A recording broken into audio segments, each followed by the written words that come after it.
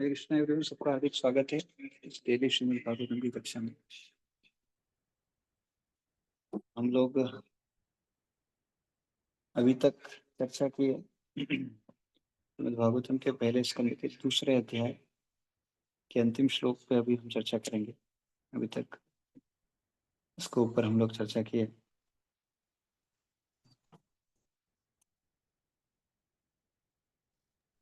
तो 6 प्रश्न थे। 6 प्रश्न में 2 प्रश्न के 3 प्रश्न के उत्तर हो गए। यदि भी जो चौथा प्रश्न का उत्तर पहले दिया और चौथे प्रश्न को फिर से अभी आगे दोनों आने बात वाले नहीं है। लेकिन यहाँ पर सुखदेव गोस्वामी सुद गोस्वामी क्या कर रहे हैं, पहले तीसरे प्रश्न का भी उत्तर दे रहे हैं। तो क्या है वो देख लेते हैं। तीसरा प्रश्न क्या था? भगवान कृष्ण देवकी और वसुदेव के गर्भ से क्यों आए? तो इसमें क्या बता रहे हैं, तो हम मंगलाचरण करके शुरू करते हैं। ओम अज्ञानतिमिरान्धस्य ज्ञानाञ्जनशलाकया चक्षुरुन्मिलितं येन तस्मै श्रीगुरवे नमः। नमो विष्णुपादाय कृष्णपृष्ठाय भूतले श्रीमते भक्तिवेदान्त स्वामिनिति नामिने। नमस्ते सारस्वती देवे गौरवाणी प्रचारिणे निर्विशेष शून्यवादी पाश्चात्यदेशतारिणे। जय श्री कृष्ण चैतन्य प्रभु नित्यानंद श्री अद्वैत गदाधर श्रीवासादि गौर भक्तवृंद। हरे कृष्ण कृष्ण कृष्ण हरे हरे, हरे राम राम राम हरे हरे। ओम नमो भगवते वासुदेवाय, ओम नमो भगवते वासुदेवाय, ओम नमो भगवते वासुदेवाय। नारायणं नमस्कृत्यं नरं चैव नरोत्तमं देवीं सरस्वतीं व्यासं ततो जयमुदीरयेत्। नष्टप्रायेषु भद्रेषु नित्यं भागवत सेवया भगवती उत्तमश्लोके भक्तिर्भवति निष्ठिकीम्। कृष्णाय वासुदेवाय देवकीनन्दनाय च नन्दगोपकुमाराय गोविन्दाय नमः। हरे कृष्णा। तो 34वां श्लोक देख रहे हैं हम पहले स्कंद के दूसरे अध्याय का। भावयत्येष सत्त्वेन लोकान् वे लोकभावना लीलावतारानुरतो देवतेर्यन् गना नदारिषु। इस प्रकार सारे ब्रह्मांडों के स्वामी देवताओं, मनुष्य तथा निम्न पशुओं से आवासित सारे ग्रहों का पालन पोषण करने वाले हैं। वे अवतरित होकर शुद्ध सत्वगुण में रहने वालों के उद्धार हेतु लीलाएं करते हैं। तो भगवान किन के लिए आते हैं? भगवान आते हैं,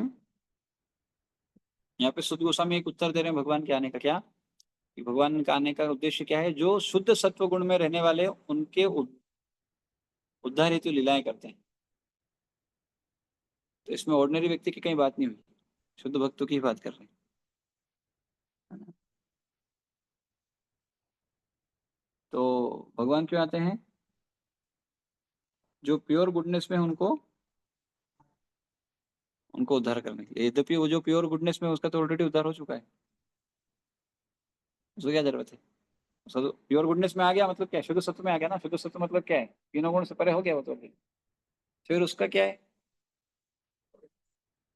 हाँ, इसलिए इसका उत्तर दे रहे हैं हमारे विश्वनाथ चक्रवर्ती ठाकुर और श्रीधर स्वामी, जो ओरिजिनल कमेंटेटर है श्रीमद् भागवतम के। ओरिजिनल कमेंटेटर जिनको महाप्रभु ने सबसे प्रामाणिक, इन्हीं का अगर कमेंट्री को स्वीकार किया है तो श्रीधर स्वामी का कमेंट्री।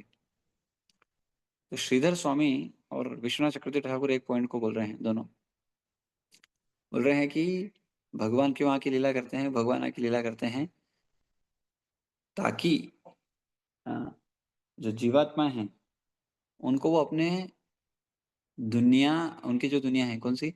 गोलोक।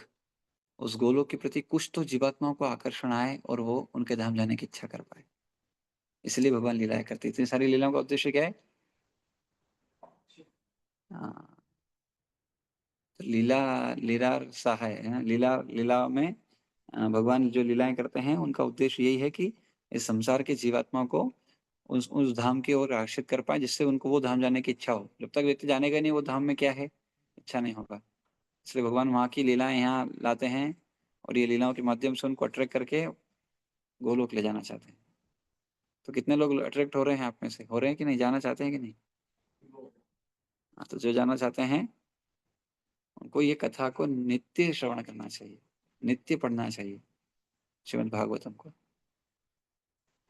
हाँ, और यहाँ पर जो उत्तर दिए वो किसको अट्रैक्ट करने के लिए?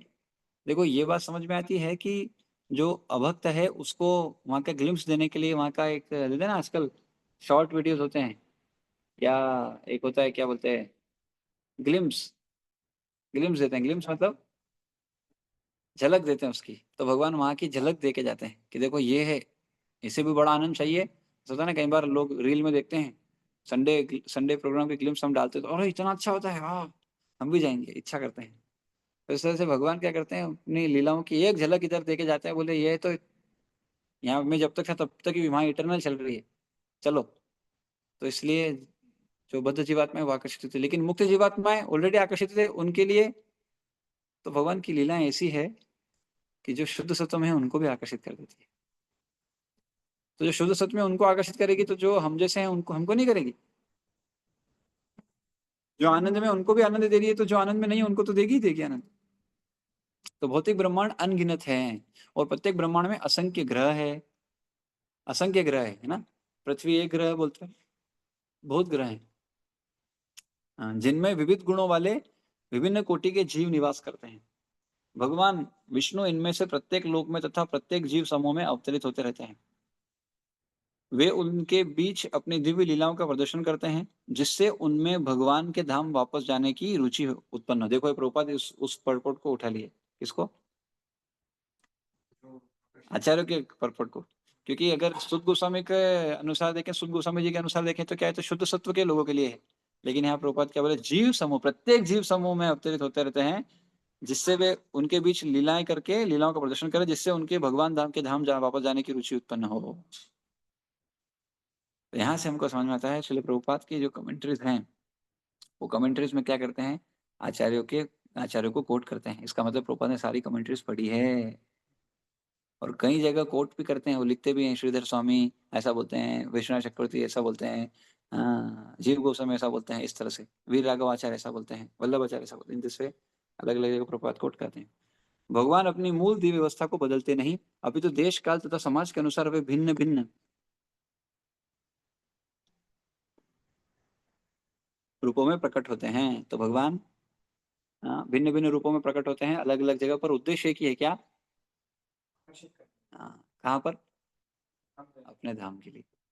तो अब कोई लोग बोलते हैं कि भगवान तो कुछ करते नहीं है, क्या नहीं करके गए भगवान आपके लिए। अब आप जैसे, अब हम लेकिन इतने एडवांस लोग हैं कि हम भगवान की लीलाओं को ही मिथ खेल लेते हैं, क्या बोलोगे आप, हम विश्वास ही नहीं करते हैं। अरे ऐसा कोई कर सकता है क्या, अरे भगवान ने 7 दिन तक गोवर्धन उठाया चीटी उंगली पे, ऐसा कैसे हो सकता है। हमको विचार आता है ऐसा कैसे हो सकता है कि तो, भगवान जब पैदा हुए तो 4 हाथ वाले थे, और फिर 2 हाथ वाले बन गए, छोटे बच्चे बन गए। बच्चा कोई बड़ा पैदा होता है क्या। हाँ, 4 हाथ किसके होते हैं, 2 हाथ देखे हमें, 4 हाथ वाला तो कोई देखा ही नहीं। और सब सो गए, हाँ सब सो गए, ऐसा कैसे हो सकता है। कोई भी जगह नहीं था और वसुदेव लेके जा रहे हैं आराम से, इस तरह के प्रश्न पूछते जीवन में। कुछ लोग तो ऐसा भी प्रश्न पूछते हैं कि बोले ये कंस क्या बेवकूफ था कि जब उसको मालूम है कि इनका बच्चा, आ, इनका जो 8वां संतान या कोई सा भी संतान होगा तो इन दोनों को अलग अलग रखते, बच्चे पैदा नहीं होता। इस तरह के भी प्रश्न पूछते हैं लोग। और ये नहीं समझ पाते कि भगवान किसी भी तरह से आ सकते हैं। कई बार हम ऐसा भी देखते हैं कि भगवान खंबे में से आते हैं, तो आप क्या बोलोगे। हाँ ऐसा कभी देखा आपने, कोई भगवान खंबे से प्रकट हुए नहीं, और भगवान कहीं से भी आ सकते हैं, किसी के लिए भी आ सकते हैं। हम्म, और इसलिए ये आध्यात्मिक जीवन श्रद्धा पर आधारित है। जितना श्रद्धा आपका गड़ा होगा उतना आप उसको आत्मसात कर पाओगे चीजों को। तो कभी वे स्वयं अवतरित होते हैं तो कभी किसी उपयुक्त जीव को अपना प्रतिनिधि बनाकर उसे शक्ति प्रदान करते हैं। उनको क्या कहते हैं, शक्त्यावेश अवतार। किंतु प्रत्येक दिशा में प्रयोजन एक ही रहता है, भगवान चाहते हैं कि दुख उठाने वाला जीव उनके पास अर्थात भगवतम वापस आ जाए। तो भगवान जीवों पर दया करके ही इस धराधाम में आते हैं, और ये लीलाएं करते हैं, और लीलाओं के माध्यम से उनको आकर्षित करते हैं अपने धाम की ओर, कि भैया ये तुम्हारा घर नहीं है, चलो उस घर चलो। हाँ, तो भगवान हमेशा चाहते हैं कि जब सारे जीव उनके पास आए, पर ये जीव इतने इतने निर्लज हैं कि ये भगवान की कथा भी नहीं सुनते हैं, तो वापस जाने की इच्छा कहाँ से करेंगे। इसलिए नित्य श्रवण नित्य पठन, एक्चुअली हमारे इस्कॉन का एक ही उद्देश्य है, क्या, हमारे गुरु महाराज जीजू ने बच्चा महाराज हमेशा बोलते थे इस बात को, हमेशा हमेशा हमेशा बोलते थे, don't forget why you came to ISKCON. क्यों आए हो इस्कॉन में आप? इस्कॉन में आए हो आप शास्त्र अध्ययन करने के लिए, क्योंकि आप शास्त्र पढ़ोगे, भगवान की लीलाएं पढ़ोगे, तभी आकर्षित हो पाओगे और तभी जा पाओगे। सिर्फ बाय सेइंग इन इस्कॉन हम इस्कॉन में आ गए हैं, ये काफी नहीं है। इसलिए इसलिए एक डिवोटी बहुत सुंदर बोलते हैं, बोले we have to rejoin ISKCON. Rejoin ISKCON, we have to rejoin, हमको फिर से इस्कॉन ज्वाइन करना पड़ेगा। आपको याद है हम जब इस्कॉन में आए थे, नए नए आए थे, कैसा होता था हमारा हाँ इस्कॉन में कितना उत्साह था, कितना भक्ति करने का इच्छा था। थोड़ा समय आने के बाद इसमें दोष उसमें दोष इसमें दोष, अरे यहाँ ये चल रहा है, वहाँ ये चल रहा है, इतना अपराध कर लेता है, फिर उसको भक्ति में रुचि नहीं आता है, फिर परेशान होता रहता है। कथा ठीक है, एक बार सुन लिया, कितनी बार सुनेंगे? भगवान की कथा आकर्षित करने के लिए, और हम आकर्षित नहीं हो रहे, उल्टा उसमें भी लग रहा है हो सकता है क्या, संभव है क्या? Therefore we have to rejoin ISKCON। We have to rejoin ISKCON का मतलब क्या है? We have to rejoin ISKCON मतलब ये है कि हमको ये जो हमने गड़बड़ अपने अंदर डाल ली, इसको निकाल के वापस से ज्वाइन करना पड़ेगा इस्कॉन, उस भाव से वापस, जो कुछ नहीं जानते हैं हम, कुछ नहीं पता है हमको। हाँ, अभी क्या हमको जानते हैं, अरे ये जानते हैं, इनको भी देखा है, इनका यहाँ क्या होता है पता है हमको, ये क्या होता है, अभी क्या करने वाले हैं, क्या बोलने वाले पता है हमको। हाँ, इसलिए we have to rejoin ISKCON again and again.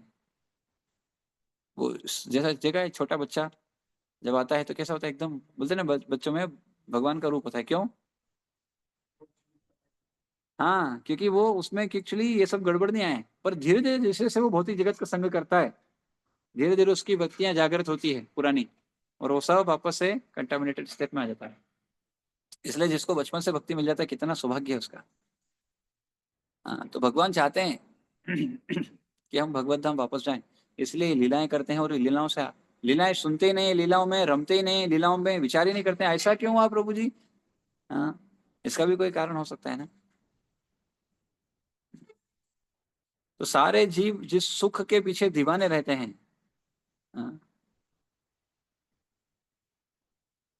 वह असंख्य ब्रह्मांडों में और भौतिक ग्रहों के किसी भी कोने में कहीं भी प्राप्य नहीं है। जीव जिस शाश्वत सुख की कामना करता है, वह केवल भगवान के धाम में उपलब्ध है। किंतु विस्मरणशील जीव प्रकृति के गुणों के वश में आकर भगवान के धाम के विषय में कुछ भी नहीं जानता। अब में से कितने लोगों को पता है भगवान का धाम कैसा है? कहाँ लिखा है भगवान के धाम के बारे में, पता है? सिर्फ और सिर्फ एक ही जगह मेनली आप देखोगे, मेनली जो मेजोरिटी में दिखेगा गोलोक के बारे में, वो कहाँ है? ब्रह्म संहिता में, थोड़ा भागवतम में है, थोड़ा चैतन्य चरितामृत में है, और लघु भागवतमृतम और बृहद भागवतमृतम में भी रूप गोस्वामी और सनातन गोस्वामी लिखे हैं। पर सबसे ज्यादा डिटेल में देखना है तो कहाँ मिलता है? ब्रह्म संहिता। हाँ, क्यों? क्योंकि ब्रह्मा जी ने वो दर्शन किया, इसलिए ब्रह्मा जी वो दे रहे हैं। इस और शुरू से करना कि भाई शुरू ही करते हैं, ईश्वर परमा कृष्ण सच्चिदानंद विग्रह नादि राधि गोविंद सर्व कारण कारण। और ब्रह्मा जी जो है, ब्रह्म संहिता जो है, उसके 100 अध्याय हैं, लेकिन उसमें सिर्फ एक ही अध्याय है, एक ही अध्याय मिला है। वो एक अध्याय इतना इंपॉर्टेंट है, वो भी चैतन्य महाप्रभु ही लाए हैं, नहीं तो वो मिलता भी नहीं। हाँ, साउथ इंडिया में गए जब, उनको एक प्रति से मिला और वो उसको लेके आए। तो भगवान चाहते हैं, हाँ ये ओके।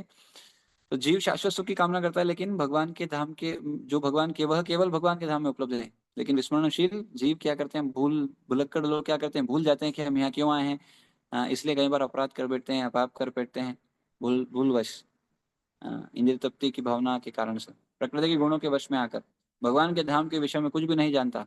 अतः भगवान अपने धाम का संदेश प्रसारित करने के लिए स्वयं अवतरित होते हैं, या ईश पुत्र के रूप में अपना प्रामाणिक प्रतिनिधि बनकर आते हैं।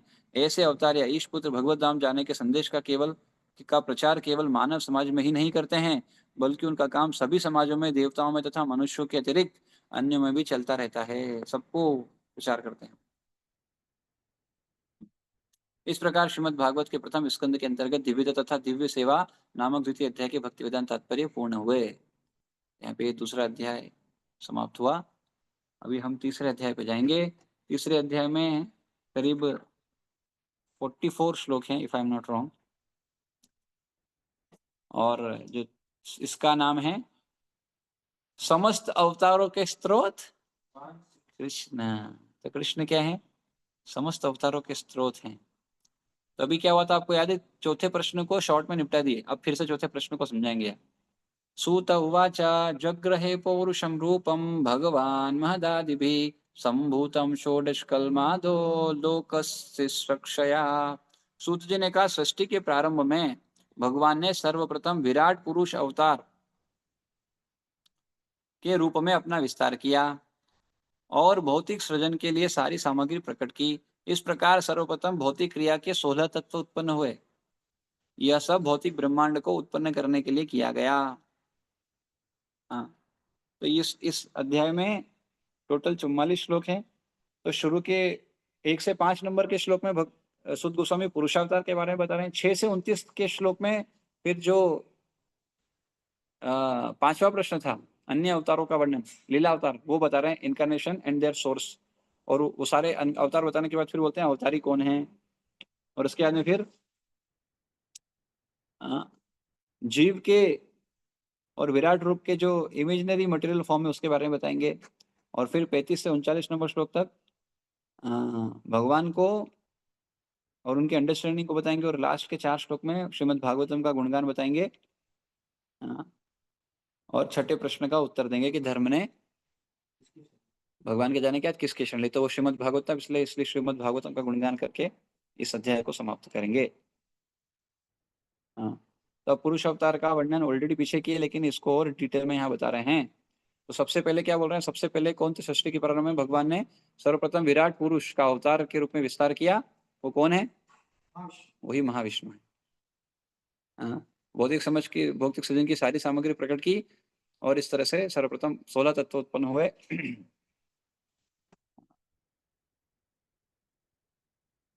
तो अल्टीमेटली उन्होंने क्या क्रिएट किया? यूनिवर्स, ब्रह्मांड और महत्तत्व की उत्पत्ति की, है ना।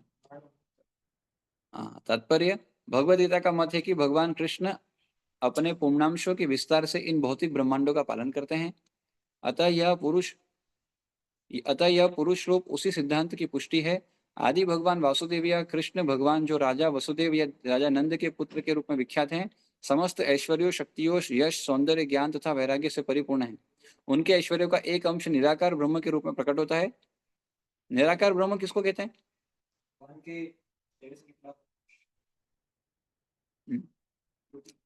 हाँ, और एक उनका एक अंश परमात्मा रूप भी, परमात्मा रूप में उन्हीं भगवान श्री कृष्ण का यह पुरुष रूप भगवान का मूल परमात्मा स्वरूप है। तो मूल परमात्मा स्वरूप है ना। भौतिक सृष्टि में 3 पुरुष रूप होते हैं और यह रूप जो कारणोदक्षाय विष्णु कहलाते हैं, तीनों में से प्रथम है। कारणोदक्षाय विष्णु क्यों बोलते हैं? क्योंकि कारण समुद्र है ना। या इनको महाविष्णु भी कहते हैं। ये विराट रूप भी नाम दे दिया। एक अन्य रूप है गर्भोदक्षाय विष्णु। तो महाविष्णु कारणोदक्षाय विष्णु से क्या आते हैं? ब्रह्मांड आते हैं। और उस ब्रह्मांड में कौन बैठते हैं? गर्भोदक्षाय विष्णु। गर्भोदक्षाय विष्णु को गर्भोदक्षाय विष्णु क्यों कहते हैं? क्योंकि वो गर्भोदक सागर में लेटे हुए, है ना। और गर्भोदक सागर जो है वो कहाँ से आया? वो उनका ही पसीना है। और फिर वहां से उस ब्रह्मांड को के में बैठते हैं नीचे, एंड देन फिर वो ब्रह्मांड फिर क्या होता है, उनके नाभि से ब्रह्मा जी आते हैं, वो सब आप जानते हो फिर। और फिर सबके हृदय में भी भगवान बैठते हैं क्षीरोदक्षाय विष्णु के रूप में। क्यों क्षीरोदक्षाय विष्णु? क्यों? क्योंकि क्षीर सागर में वास करते हैं। हाँ, तो कारणोदक्षाय विष्णु के हाँ, कि रोम कूपों से असंख्य ब्रह्मांडों की उत्पत्ति होती है और प्रत्येक ब्रह्मांड में भगवान गर्भोदक्षाय विष्णु के रूप में प्रवेश करते हैं। भगवद गीता में यह भी उल्लेख है कि भौतिक जगत निश्चित अवधि के लिए उत्पन्न किया जाता है और फिर विनष्ट कर दिया जाता है। तो ये क्लियर हमको। यह सजन तथा संहार जबद्ध जीवों या नित्य बद्ध जीवों के कारण भगवान की इच्छा से किया जाता है। किसके कारण? नित्य मुक्त जीवों के साथ, नहीं सॉरी, कहाँ है? हाँ, बद्ध जीवों या नित्य बद्ध जीवों के कारण भगवान की इच्छा से किया जाता है। नित्य बद्ध जीवों में वैयक्तिक भाव का या अहंकार होता है। तो बद्ध जीव क्यों है? बद्ध क्यों है?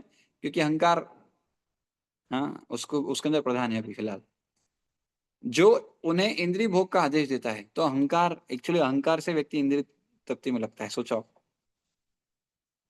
इंद्रिय भोग का आदेश देता है और फिर वो इंद्रिय भोग में लग जाता है, क्योंकि स्वाभाविक रूप से उन्हें ये भोग नहीं मिल सकते, क्योंकि उसको नेचुरली तो मिलेगा नहीं, इसलिए अहंकार को पकड़ लिया। अहंकार उसको करवाएगा भोग, कर भाई भोग कर।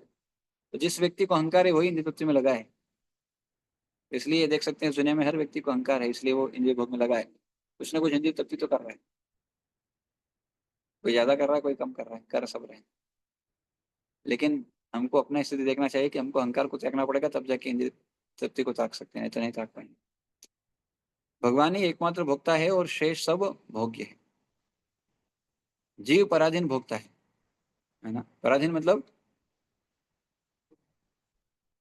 जीव पराधीन भोक्ता का मतलब क्या है? पराधीन भोक्ता है मतलब कैसा? जैसे मालिक होता है और एक नौकर होता है, तो सारा सब घर किसका है? मालिक का। तो नौकर को कब मिलेगा? जब मालिक सैंक्शन करेगा। तो इस तरह से नौकर क्या हुआ? पराधीन। स्वाधीन नहीं है। स्वाधीन मतलब खुद की चॉइस से नहीं कर सकता, इंडिपेंडेंट नहीं है। किस पर आश्रित है? हाँ, तो इसी तरह से जीवात्मा, हर जीवात्मा किस पर आश्रित है? हाँ। लेकिन नित्य बद्ध जीव इस स्वाभाविक अवस्था को भूल जाने के कारण ही भोग की दृढ़ इच्छा करता है। हाँ, तो भूल के दृढ़ इच्छा करता है भोगने की। और बद्ध जीवों को भौतिक जगत में पदार्थ को भोगने का अवसर दिया जाता है। तो भगवान देखते हैं, अच्छा ठीक है, आपके अंदर स्वाधीन होने की भावना है, ठीक है। यद्यपि आप स्वाधीन नहीं हो सकते, आप पराधीन ही हो, लेकिन अगर आपके अंदर इच्छा है तो आपके लिए भौतिक जगत का निर्माण कर दिया। हाँ, तो बद्ध जीवों को भौतिक पदार्थ को भोगने का अवसर दिया जाता है, किंतु इसके साथ ही साथ उन्हें अपना वास्तविक स्वरूप समझने का अवसर भी प्रदान किया जाता है। कैसे? कैसे प्रदान किया गया? भौतिक जगत में तो भेजा, लेकिन प्रदान कैसे किया अवसर? वास्तविक स्वरूप समझने का अवसर दिया ना, यहाँ बोल रहे हैं। वास्तविक स्वरूप अवसर कैसे दिए? अपने भक्तों को भेजते हैं या प्रचार करते हैं या लीलाएं करते हैं भगवान, जिससे हाँ, वास्तविक स्वरूप उसको समझ सकता है। जो जीव इतने भाग्यशाली होते हैं कि भौतिक संसार में अनेकानेक जन्मों के बाद इस सत्य को ग्रहण करके वासुदेव के चरण कमलों के शरण में जाते हैं, वे नित्य मुक्त जीवों के साथ भगवान के धाम में प्रवेश करने के अधिकारी होते हैं। इसके पश्चात ऐसे भाग्यशाली जीवों को समय समय पर सृजित इस भौतिक सृष्टि में आने की आवश्यकता नहीं पड़ती। किंतु जो जीव स्वाभाविक सत्य को ग्रहण नहीं कर पाते, वे सृष्टि के प्रलय के समय महत्तत्व में पुनः मिल जाते हैं। कहाँ मिल जाते हैं? फिर महत्तत्व, महत्तत्व से आया महत्तत्व में फिर घुस जाता है। जब पुनः सृष्टि होती है तो यह महत्तत्व पुनः उन्मुक्त होता है।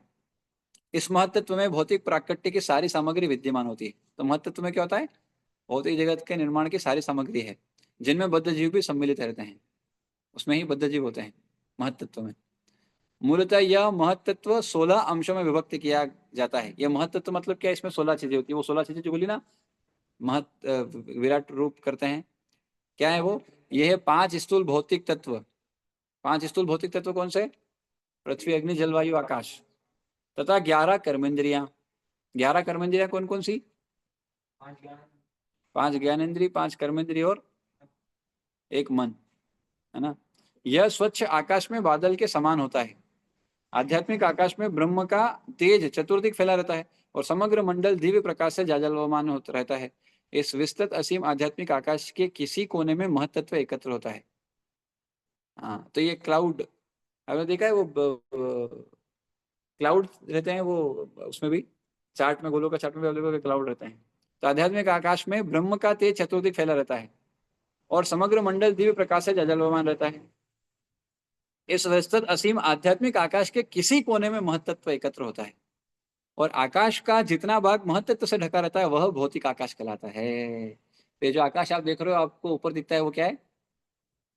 This is nothing but the भौतिक आकाश और यह महत्तत्व। महत्तत्व का यह भाग संपूर्ण आध्यात्मिक आकाश का नगण्य अंश होता है। एक, हाँ, उसका एक नगण्य, एक छोटा सा पार्ट है बस। इस महत्तत्व के भीतर असंख्य ब्रह्मांड रहते हैं। ये सारे ब्रह्मांड कारण दक्ष विष्णु या महाविष्णु के द्वारा भौतिक आकाश पर केवल दृष्टिपात करने से उत्पन्न होते हैं। अब क्या दे? 3 चीजें हैं, प्रकृति, प्रधान और महत्तत्व, है ना। प्रधान क्या होता है? प्रधान होता है अनमेनिफेस्टेड, यानी बीज, जिसमें सब कुछ है ना। लेकिन इस प्रधान में जब भगवान विष्णु दृष्टिपात मारते हैं तो इससे क्या होता है? ये मैनिफेस्ट होता है किस रूप में? महत्तत्व में। और इसमें इसमें क्या होता है? भगवान के ग्लांस से क्या होता है? प्रधान में सब कुछ था, प्रधान बीज है, प्रधान बीज था, सबसे पहले प्रधान रहता है, और प्रधान से क्या आता है? अनमेनिफेस्टेड से मैनिफेस्टेशन होता है। किस रूप में? पहले महत्तत्व में। तो भगवान जब दृष्टिपात करते हैं तो उसमें क्या आती है? जीवात्माएं। और वो कौन डालता है दृष्टिपात? वो बताया था मैंने आपको, ब्रह्मांड चार्ट में, लोगों ने बोला का चार्ट में कि जब भगवान दृष्टिपात करते हैं तो रमा देवी पे, रमा देवी से फिर शिव जी क्या करते हैं, जीवात्माओं को कहाँ डालते हैं, माया में डालते हैं, है ना। और वहां से फिर जीवात्माएं तो अल्टीमेटली तो आई कहां से, हाँ, तो वहां से जब दृष्टिपात करते हैं तो उससे वो प्रधान में शिव जी क्या करते हैं, उसमें प्रवेश डालते हैं किसको, हाँ, तो वो कहलाता है महत तत्व, जिसमें अब मैनिफेस्ट हो रही है जीवात्मा। अब इसमें क्या, तो प्रधान में कोई जीवात्मा नहीं है, प्रधान में सिर्फ ब्रह्मांड सृष्टि है, ये सब है, ये अनमेनिफेस्टेड है। जब लेकिन दृष्टिपात होगा तो इसमें सारी जीवात्मा, जीवात्माएं कैसे है, जीवात्माएं आएंगी, जीवात्माओं के साथ उनके कर्म आएंगे, उनके काल, उनकी सारी चीजें आएंगी, उनका पूरा जो भी ये सब आएगा उसके साथ मिला हुआ रहेगा। और वो जब वो और मैनिफेस्ट होता है महत तत्व के बाद, एंड दिस इज कॉल्ड प्रकृति, भौतिक प्रकृति, है ना। हाँ, फुल मैनिफेस्टेशन है। हाँ, प्रकृति तो महतत्व का यह भाग संपूर्ण आध्यात्मिक आकाश का नगण्य अंश होता है। इस महतत्व के भीतर असंख्य ब्रह्मांड रहते हैं। ये सारे ब्रह्मांड कारण दक्ष विष्णु या महाविष्णु के द्वारा भौतिक आकाश पर केवल दृष्टिपात से उत्पन्न होते हैं। ठीक है, कितना बड़ा है, हाँ? नहीं, दूसरा, चलिए इसको पढ़ लेते हैं फटाफट। यस्यांभसि शयानस्य योग निद्रा वितन्वता नाभिहृदाम्बुजादासी ब्रह्मा विश्व सजापति।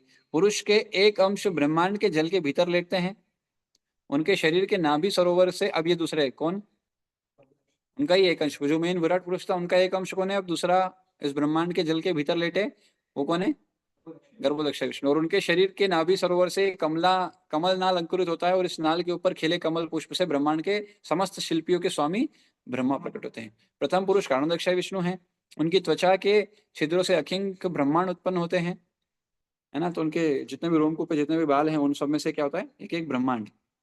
और यह पुरुष इन प्रत्येक ब्रह्मांडों में गर्भदक्ष विष्णु के रूप में प्रवेश कर जाते हैं। वे आधे ब्रह्मांड में लेटे हुए हैं, आधा ब्रह्मांड तो उनसे ही भर गया, हाँ, जो उनके शरीर के जल की से भरा जाता है। इन गर्भदक्ष विष्णु की नाभि से कमलनाल निकलता है, जो ब्रह्मा का जन्म स्थान है। ब्रह्मा जी समस्त जीवों के पिता हैं और ब्रह्मांड की सुगढ़ अभिकल्पना तथा संचालन में लगे समस्त देवता रूप शिल्पियों के स्वामी हैं। इस कमलनाल के भीतर ग्रह मंडल के 14 लोक हैं, ये जो डंडी उसमें 14 लोक, एक गोलू का चार्ट में बताया था मैंने, जिनमें से पृथ्वी ग्रह तथा वैसे ही अन्य ग्रह मध्य में स्थित हैं। अपन कहाँ है, ऊपर से, ऊपर से 8वें नंबर पे, ऊपर से 8वें नंबर पे, अपने ऊपर 7 लोग हैं, और अपने नीचे, अपने नीचे 6, तो अपने ऊपर 7 है ना, तभी तो अपन बीच में है। तो अपन 8वें नंबर पे ऊपर से, और अपने नीचे 6 हैं, तो अपने ऊपर 7 है, अपने नीचे 6 लोग हैं, अपन बीच में एक तरह से कह सकते हैं। तो अभी अभी चॉइस है, अपने ऊपर ऊपर जाना है कि नीचे जाना है, कि सबसे निकल के भगवत धाम जाना है, हाँ? कहाँ, हाँ यूट्यूब डाला है ना। जिनमें से पृथ्वी ग्रह, इस कमलनाल के भीतर ग्रह मंडल के 14 लोग हैं, जिनमें से पृथ्वी ग्रह तथा वैसे ही अन्य ग्रह मध्य में स्थित हैं। इसके ऊपर की ओर उत्तर ग्रह मंडल है, और सबसे ऊपरी लोक ब्रह्मलोक या सत्यलोक कहलाता है, जिसमें ब्रह्मा जी रहते हैं। पृथ्वी ग्रह मंडल से नीचे की ओर 7 अधोलोक हैं, जिनमें असुर तथा अन्य ऐसे ही भौतिकतावादी जीव निवास करते हैं। गर्भोदक्षाई विष्णु से क्षीरोदक्षाई विष्णु का विस्तार होता है, जो समस्त जीवों के सामूहिक परमात्मा है, वे हरि कहलाते हैं। और उन्हीं से ब्रह्मांड के सारे अवतारों का विस्तार होता है। देखो यहाँ वे वर्णन कर दिया, कौन से आए सारे अवतार, क्षीरोदक्षाई विष्णु, है ना। इस जब विश्व ब्रह्मांड में, अपने ब्रह्मांड में, एक ब्रह्मांड में जो भी आते हैं वो सब उन क्षीरोदक्षाई विष्णु से, जो समस्त जीवों के सामूहिक परमात्मा है, वे हरि कहलाते हैं, और उन्हीं से ब्रह्मांड के सारे अवतारों का विस्तार होता है। अतः निष्कर्ष यह निकला कि पुरुष अवतार 3 रूप में प्रकट होते हैं। पहले कारणोदक्षाई विष्णु, जो महतत्व के में समग्र भौतिक तत्व को उत्पन्न करते हैं। तो अल्टीमेटली वो दृष्टिपात कौन कर रहे हैं, वो दृष्टिपात जो कर रहे हैं उन्हीं से सब आ रहा है, सारे ब्रह्मांड एंड सारे जीवात्माएं और सब महतत्व वगैरह। हाँ?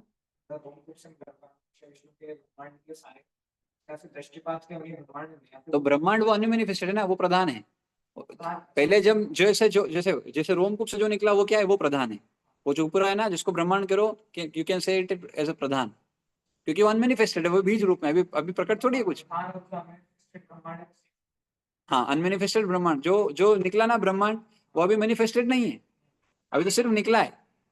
अभी उसमें जब दृष्टिपात करेंगे तो क्या होगा, इस प्रधान पे जब दृष्टिपात मारेंगे तब क्या होगा, तो उसमें भी तीन चीजें होती है। एक्चुअली प्रधान मतलब क्या है, इसमें गुण एक्टिव नहीं है, तीनों गुण हैं बैलेंस्ड है।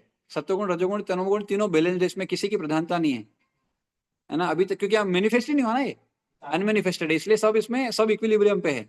अब जैसे ही वो दृष्टिपात करते हैं तो अलग अलग गुण से तीन तत्व बनते हैं। सत्वगुण जब उनका ग्लांस जो है वो सत्वगुण पे जाता है और जिसमें सत्वगुण प्रधान होता है उससे बनता है महत तत्व।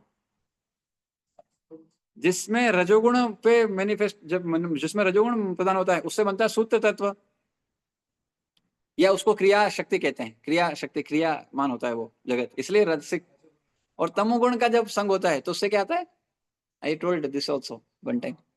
तमोगुण जब संग करते हैं तो उससे उससे भी कुछ तो निकल, उससे अहंकार आता है और जिससे सब बंधे हुए हैं फिर, है ना, समझ गया ऐसा। तो ये समझ गया ना महत्त्व क्या है। दृष्टिपात जब प्रधान पे हुआ दृष्टिपात तो उससे जो निकला जिसमें सत्वगुण प्रधान है वो है महत्त्व। और जब ये आगे और फर्दर निकल के आता है तो उसमें अहंकार जो तमोगुण के संग से वो होता है और वो भौतिक ब्रह्मांड का मूल क्रिया शक्ति है, क्रियाशील है उसमें। तो महत्त्व के समग्र भौतिक तत्वों को उत्पन्न करते हैं दूसरे गर्भोदक्षाई जो प्रत्येक ब्रह्मांड में प्रवेश करते हैं, और तीसरे शिरोदक्षाई विष्णु है जो प्रत्येक भौतिक पदार्थ चाहे वह जैव हो या अजैव सबके परमात्मा है। जो व्यक्ति भगवान के इन पूर्ण रूपों को जानता है वह ईश्वर को ठीक से समझता है। तो आप समझ लिए तो बढ़िया है, अब ईश्वर को तो समझ गए। इस तरह का ज्ञाता जन्म मृत्यु जरा तथा व्याधि की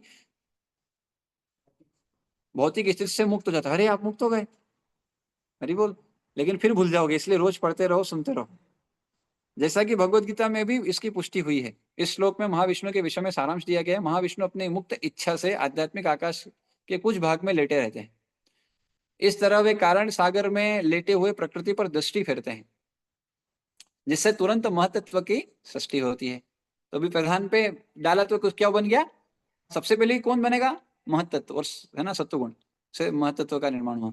इस प्रकार से भगवान की शक्ति से विद्युत उन्मेषित होकर प्रकृति अनेक ब्रह्मांडों को जन्म देती है। तो अभी जन्म हुआ, अब हुआ ब्रह्मांड का जन्म। पहले तो सिर्फ वो क्या था, प्रधान अनमेनिफेस्टेड था, उसमें कुछ नहीं था। अब आया उसमें जब दृष्टिपात किया तो सब उसमें एक्टिव होता है, तब सत्वगुण रजोगुण तमोगुण एक्टिव मोड में आते हैं। तब अब तक पैसिव मोड में थे, अब एक्टिव होते हैं। और जब वो फुल मैनिफेस्ट हो जाता है उसको क्या कहते हैं हम, भौतिक प्रकृति। समझ गया ना, तीन चीजें, प्रधान क्या है, महत्त्व क्या है और क्या है। तो महत्त्व जब भी ये समझ जाने का क्या है, वो महत्त्व जो है उसका प्रधान का मैनिफेस्टेड रूप है। और ये फर्दर मैनिफेस्टेड जिस जो हमको दिखता है, महत्व दिखता है क्या, महत्त्व भी नहीं दिखता है, क्योंकि तीन गुणों से संपर्क बना के और ये अलग अलग चीजों मतलब प्रधान जब ग्लांस करते हैं तो तीन चीजें निकल के आती है। तो लेकिन ये समझ सकते हैं महत्व में क्या प्रधान है, सत्वगुण प्रधान है। इस प्रकार से भगवान की शक्ति से विद्युत उन्मेषित होकर प्रकृति अनेक ब्रह्मांडों को जन्म देती है। जिस प्रकार समय आने पर वृक्ष के असंख्य फल लग जाते हैं। वृक्ष का बीज बोने वाला किसान होता है। देखो अब ये बीज का सिद्धांत, बीज मतलब कौन की किसकी बात हो रही है, ये प्रधान, आप समझ रहे हो। जिस प्रकार समय आने पर वृक्ष में असंख्य फल लग जाते हैं, वृक्ष का बीज बोने वाला किसान होता है। तो बीज कौन दिया, तो उनसे जो निकला, और बाद में उसमें दृष्टिपात से महत्त्व, और फिर वो प्रकृति का सब होता है। इस और समय पाकर वृक्ष या लता में अनेक फल प्रकट होते हैं। कोई भी घटना किसी कारण के बिना नहीं घटती, इसीलिए कारण सागर कारणान्वय कहलाता है। हमें कारणान्वय, हाँ हाँ, हमें मूर्खतावश सृष्टि के नास्तिकवादी सिद्धांत को स्वीकार नहीं करना चाहिए। भगवद गीता में नास्तिकों का वर्णन हुआ है। नास्तिक सृष्टा पर विश्वास नहीं करता, किंतु वह सृष्टि का कोई अच्छा सिद्धांत भी नहीं दे सकता। भौतिक प्रकृति में पुरुष के बिना सृजन करने की शक्ति नहीं है। हाँ, तो भौतिक प्रकृति से जब मैनिफेस्ट हुआ तो कब हुआ, बीज पिता दिए। जिस प्रकार की प्रकृति अर्थात स्त्री पुरुष के बिना अर्थात नर से संबंध स्थापित किए बिना शिशु उत्पन्न नहीं कर सकती, पुरुष गर्भधान करता है और प्रकृति प्रसव करती है। जिस प्रकार बकरे के गले में लगी माथल थैलियों से दूध की आशा नहीं की जा सकती, यद्यपि वे स्तन जैसे लगती है, उसी प्रकार हमें भौतिक तत्वों से किसी प्रकार की सजात्मक शक्ति की आशा नहीं करनी चाहिए। हमें पुरुष की शक्ति में विश्वास करना चाहिए जो प्रकृति का गर्भधान करने वाले हैं। चूंकि भगवान की इच्छा ध्यान मग्न होकर लेटने की थी, अतः भौतिक शक्ति के ने तुरंत असंख्य ब्रह्मांड उत्पन्न कर दिए और इनमें से प्रत्येक में भगवान लेट गए। इस प्रकार भगवान की इच्छा से तुरंत ही सारे ग्रह तथा विभिन्न सामग्री उत्पन्न हो गई। भगवान में अनंत शक्तियां हैं, अतः वे इच्छानुसार अपनी योजना पूरी करते हुए कार्य कर सकते हैं। यद्यपि वे स्वयं कुछ नहीं करते, कोई न तो उनके तुल्य है न उनसे बढ़कर, यही वेदों का निर्णय है। तो प्रभुपाद जी यहाँ पर एक चीज को बहुत ज्यादा फोकस किया, वो क्या है? कुछ लोग बोलते हैं प्रकृति अपने आप चल रही है, तो भैया प्रकृति अपने आप नहीं चल सकती। प्रकृति से अपने आप कुछ भी सृजित नहीं हो सकता जब तक पिता, जैसे माता अपने आप से बच्चे को जन्म नहीं दे सकती जब तक पिता उसमें बीज न दे। तो इस अलग अलग उदाहरण से अल्टीमेटली एक ही बात बताएं, तो इसलिए कभी भी ये नहीं सोचना चाहिए कि प्रकृति अपने आप क्रियाशील है, अपने आप कार्य कर रही है, ये अपने आप, ये ऑटोमेटिक नहीं है, इसमें कोई, इसलिए तास हम भगवान गीता में बोलते हैं हम बीज हैं पिता, बोले मैं ही सबका बीज तथा पिता हूँ। ठीक है, इसके आगे हम कल चर्चा करेंगे। तो हाँ, तो अभी यहाँ पर एंड करते हैं। जय ग्रंथा श्रीमद् भागवतम की जय, श्रील प्रभुपाद की जय, निताय गौर प्रेमानंदे, हरि हरि बोल। थैंक यू अनिल प्रभु जी, अंशिका माता जी, कशिश माता जी, मनीषा माता जी, नम्रता माता जी, नीरज प्रभु, निखिल प्रभु, पिंटू प्रभु, प्रहर्ष प्रभु, राधा सखी माता जी, राजकुमार माता जी, राकेश प्रभु, श्रीदेवी माता जी, सुनैना माता जी एंड स्वाति माता जी। Will and here. किन्हीं को कुछ बोलना है तो बोल सकते हैं, अदरवाइज यहाँ पर विराम देंगे। प्रभु जी, हाँ माता जी। जो भगवान को नहीं मानते उनका उद्धार कैसे होता है? जो भगवान को नहीं मानते उनका उद्धार तो नहीं हो सकता माता जी। मानेगा ही नहीं तो आगे कहाँ से बढ़ेगी गाड़ी? वो लोग तो जो नहीं मानते फिर भी अच्छे रहते हैं। अच्छी तरह हाँ, लेकिन ये लंबा नहीं चलेगा ना, ये कब तक रहेगा? जब तक शरीर है। उसके बाद फिर मिलेगा उसको, या तो आ, ये तो स्वर्ग जाएगा या तो नरक जाएगा, भोग ज्ञानी में लगा रहेगा। ये चक्र में देखो, बुद्धिमान कौन है, अच्छा कौन है? अच्छा वही है जो ये समझ के निकल रहा है इससे, उसमें लगा है, वही अच्छा है, उसी को अच्छा समझना चाहिए। और उसी के अंदर सारे भगवान के गुण जो हमेशा रहेंगे वो होंगे। इसलिए वो ना, हराओ भक्त से तुम उद्गणा, हाँ, कि भगवान के जो गुण हैं, भगवान की भक्ति जो करता है उसमें दिव्य गुण स्वतः आ जाते हैं, उसके लिए उसको प्रयास करने की आवश्यकता नहीं होती। ये यशास्ति भक्ति भगवत किंचना सर्वेर गुण समासते सुरा हरा भक्त से कुतो महद्गुणा। तो इस तरह से वो श्लोक आता है। हाँ, तो इसलिए नास्तिक नास्तिक व्यक्ति को भी कुछ तो कहीं तो मानना पड़ेगा, नहीं तो कैसे उद्धार होगा उसका? वही उद्धार नहीं कर सकता। इसलिए तो प्रभुपाद कंडेम कर रहे हैं कि भाई नास्तिक मत बनो, कम से कम श्रद्धा रखेगा तभी आगे बढ़ पाएगा, उद्धार उसी तरह होगा। जब तक शुरुआत फेथ के बिना कुछ नहीं कर पाएगा, कोई प्रोग्रेस नहीं कर पाएगा। इसलिए बहुत जरूरी है, ये प्राइमरी है।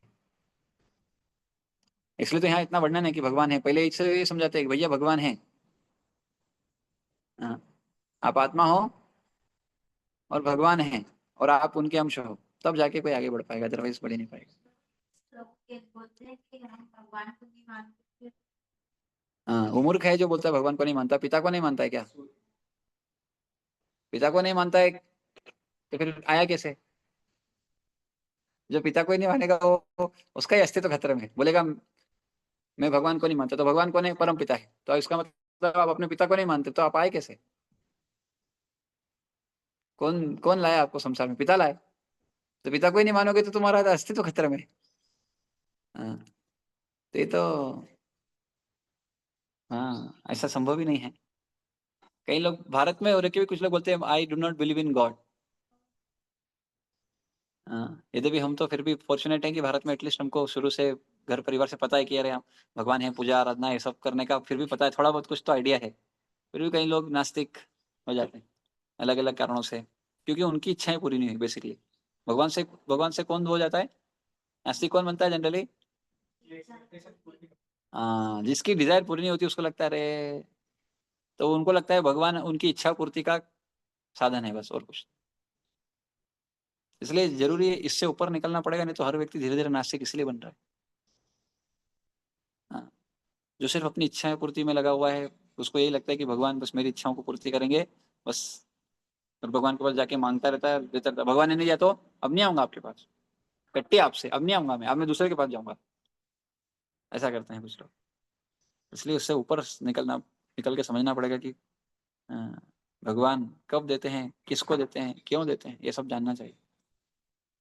जिज्ञासा, इसलिए मनुष्य जीवन का उद्देश्य क्या है? था तो ब्रह्म जिज्ञासा।